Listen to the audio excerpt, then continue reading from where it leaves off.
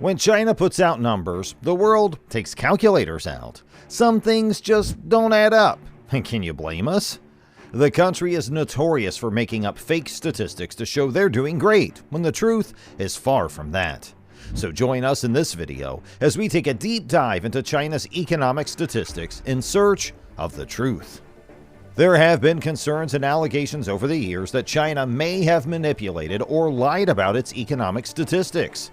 Some observers have raised doubts about the accuracy of China's official economic data, particularly with regard to measures such as GDP growth, inflation, and unemployment. But it's difficult to determine the extent to which China's official statistics may be inaccurate or manipulated, as there's no independent agency that verifies the data released by the Chinese government. Now, there are several reasons why concerns have been raised about the accuracy of China's economic data. One reason is that the Chinese government has a strong interest in presenting a positive image of the country's economic performance, and this may lead to the manipulation of data to make it look better than it actually is. Also, there are limited independent sources of economic data in China, which makes it difficult to verify the accuracy of the official figures. Despite these concerns, it's important to note that the Chinese government has made efforts in recent years to improve the transparency and reliability of its economic data.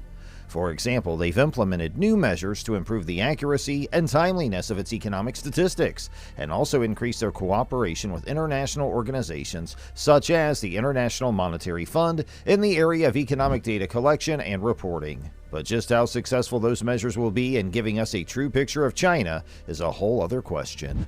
China's gross domestic product is said to have increased from 2.3% of the global economy to around 18% after opening up since 1978. The Chinese economy has a growing impact on a variety of economic outcomes, such as the price of food and oil globally, as well as imports and exports from the United States. So yes, it is everyone's business. How accurate are the economic statistics for China? Well, the Chinese government's official figures continue to raise eyebrows.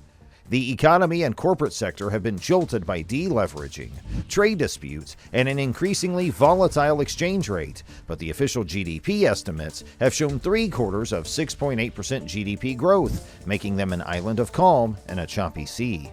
Which begs the question, is the GDP real? Clearly, it isn't. But in other ways, that isn't all that significant. In China, almost all figures are subject to disagreement. China is rich in data and figures, as anyone who's dealt with the country for any length of time knows, but just because some of them are accurate doesn't mean the data set being described is exhaustive. Economists have been telling anyone who'd listen that Beijing may have exaggerated GDP growth over the previous 2 decades by a third, making its economy significantly smaller than declared. According to a Brookings Institution analysis from 2019, China has been overstating its economic growth by around 2% annually, which would have left its GDP 12% smaller than what its official statistics had indicated. Of course, China disputes that it has manipulated economic data. Beijing released its third quarter growth statistics for 2022 after a mysterious delay that fell on the same day as the Communist Party meeting. When the data was finally made public in late October, it claimed a quarterly year-over-year increase of 3.9%, beating analyst expectations. Not at all shady. Over the past 10 years, China's debt has rapidly increased, with a large portion of that debt coming from the shadow banking sector, which includes wealth management products. There are indications of credit-induced stress in the economy, and a crackdown on that sector has indeed resulted in a sharp decline in WMP numbers. But a large portion of the debt creation has changed into something else that's neither measured nor reported. Debt-to-equity swaps were one way to deal with problematic loans, but a detailed analysis of the contracts revealed that there was still a debt component because the equity might be sold back at a later time. Equity was only being used to hide a loan, not genuinely replacing a debt.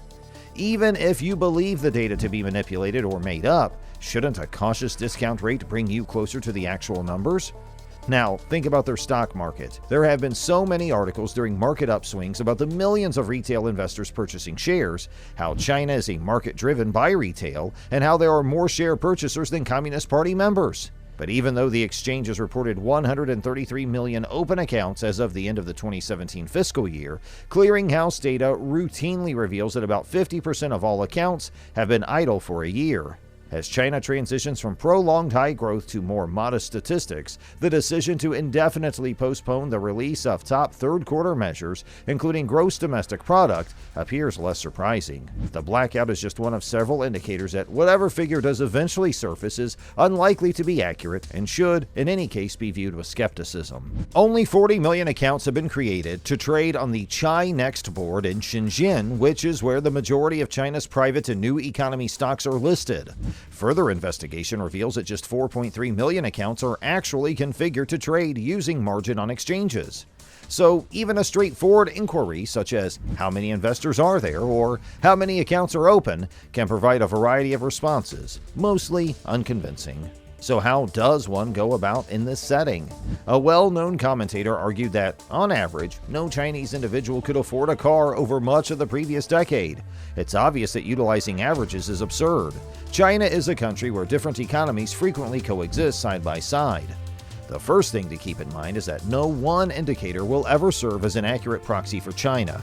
The country is simply too complex to be reduced to a small group of figures. Never assume that the underlying assumptions are the same just because a Chinese statistic has had the same name as a statistic from a developed economy. For analysts who examine the Chinese economy's performance to gauge, say, the demand for oil and other commodities, reliable economic figures are crucial. As a result, we looked at some of the difficulties China has in the data collection and reporting process and compared China's data quality to that of other developing countries. We discovered that the Chinese National Bureau of Statistics has increased the quality of its source data and the methods used in data collecting, resulting in final official statistics that are of a higher caliber than many of its counterparts in the developing world. But China's economic figures still continue to be unreliable because of the nation's complex economy and the difficulties associated with the shift from a command economy to a market economy. So yes, it's completely normal to have doubts about official economic data from China. The official numbers would still fall short of adequately capturing the growth of an economy that is growing and changing so swiftly, even if every Chinese economic statistic were provided honestly and accurately to the best of a person's knowledge.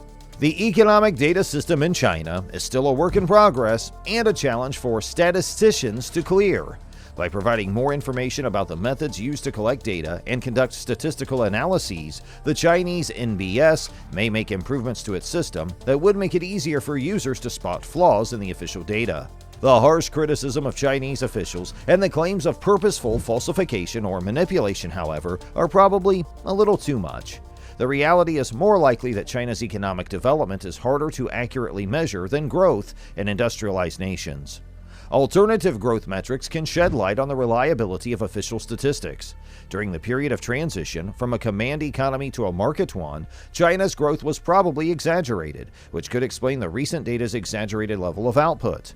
An inflated output level could indicate that China's contribution to global GDP is overblown. The current growth rate figures for Chinese official data appear to be more accurate, even though the volume of Chinese GDP may continue to be exaggerated, according to estimations from the Night Lights data and the Li Index. They might be affected by smoothing and collecting errors, but they seem to be going in the right direction.